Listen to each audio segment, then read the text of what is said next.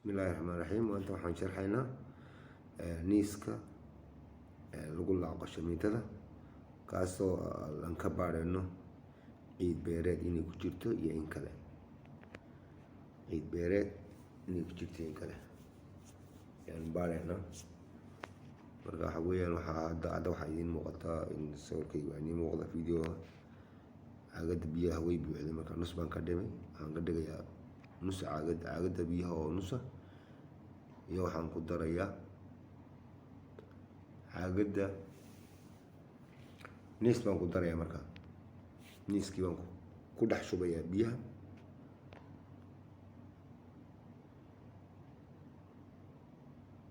biyihii markaan ku shubo ayaa waxaan niiskii aan ku shubnay baa dhamaystirana iyo daboolka wax ku xidhaynaa. daboolka waan ku xidhnay, waan ruuxaynaa muddo 3 daqiiqa ayaan ruuxaynaa. ayaan saa u ruuxaynaa. waad la socotaan, 3 daqiiqa ayaan saa u ruuxaynaa.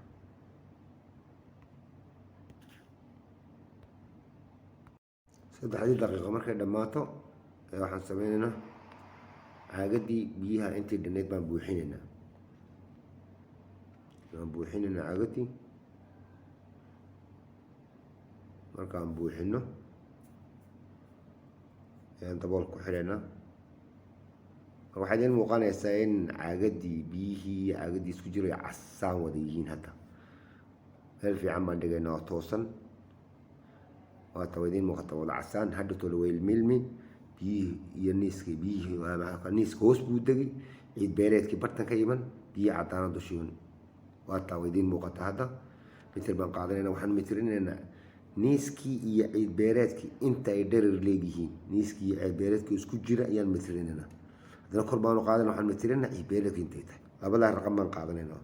waa dhammaan labadaa raqam baan qaadanayna.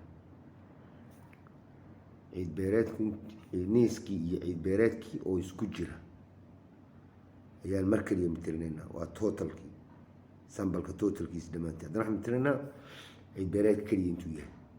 markaasaan xisaabtan xagga dambe aan kusoo muujinay xisaabta imika. marka waxaan insha allah haddana waxaa kaloo sharxi doonaa dhagaxii baan sharxi doonaa. hortiina yaalo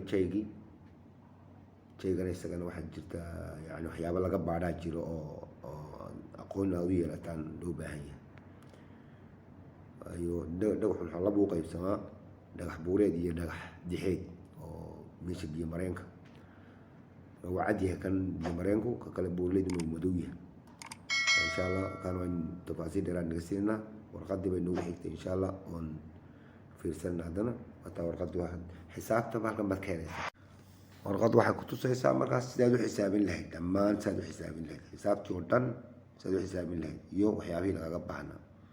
saa ula soco insha allah. subscribe dheh, share garee, like na dheh. waan salaamayaa. duruus badan baa soo socota insha allah. khayr baa iskuugna.